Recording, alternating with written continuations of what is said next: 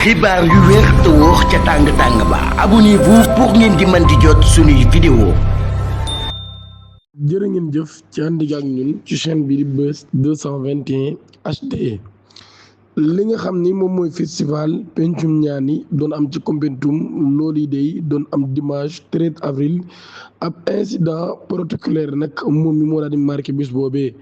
député bii di Moussa Mbaye ak Awa Sow dañoo lànkoon ngir jukk bi nga xamee ni préfet bi Safiatou Joséphine Dieng daan nay agsi loolu nag moo provoqué woon ab intervention de la gendarmerie ci ab déclaration boo xam nag lundi député Pastef bii di Guy Marius Sagna day daan na koy def moom mi daan nay àddu ci boobu lu mbir mu daal di qualifié acte de boobee comme ab acte de désobéissance civile contre ab autorité administrative moom mi nag daal mu daal di accuser ñi nga xam ni ñoo ñi de se comporter en commandant plutôt qu'en serviteur du peuple mu ni nag daal en réalité lànk jukk ci li nga xam ne nag daal ñaari collègue am yooyu daan nañ ko def ay député nee na dañoo def rek comme ni Rosa Parks defoon mi nga xamee ne dafa bañoon ni du jukk le 1er décembre 1955 mu nekk ab acte de résistance voire de désobéissance impossible de comprendre ce qui s'est passé entre le préfet et les deux députés sans savoir ce qui s'est passé nag daal les semaines précédentes où des tensions ont lieu entre les députés et le préfet écurie Guy Marius Sagna le parlementaire nag daal mi ngi woote ci li nga xam ne ab décolonisation de l'administration du palais la présidentielle ba fi nga xam ni moo di village bi waaye tamit di exhorter le président Bassirou Diomaye Faye mu daal di wàññi ay pouvoir am en général les administrateurs civils préfet sous-préfet surtout en zone rurale mu jàpp nag daal ñoom ñii dañuy représenter le président de la République et tous les membres du gouvernement se croient tout permis en territoire conquis en commandement oubliant qu'il leur est demandé comme eux députés de servir d'être des serviteurs, a conclu le député. pour rappel nag daal mbirum Rosa Parks ab acte la boo xam mooy l'acte du fondateur mouvement des droits civiques aux États-Unis le 1er décembre 1955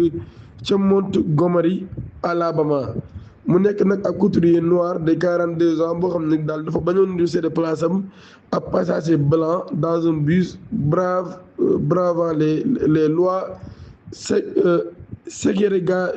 ségrégationnistes en vigueur maanaam kon loolu yi kon nag daal langum làkkoon nit di jox place am benn blanc